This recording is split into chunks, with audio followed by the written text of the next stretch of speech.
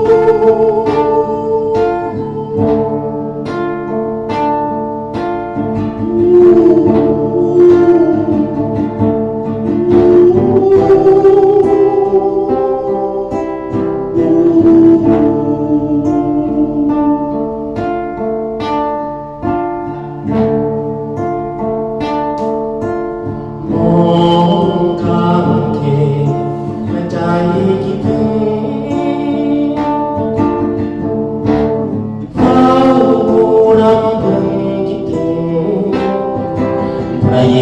ซู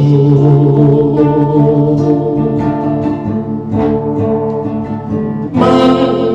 ในรักสม่ำเสมอยังรักพระองค์ไม่เคยเสื่อมคลาย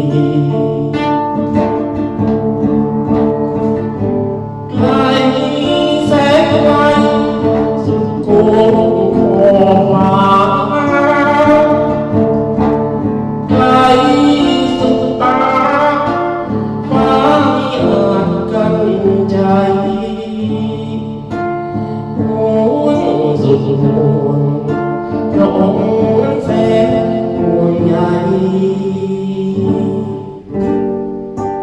ไกลแสนไกลใจเป็นหนึ่ง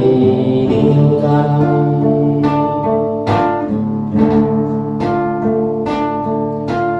เฝ้ารำพึงลูกจะไม่บ่น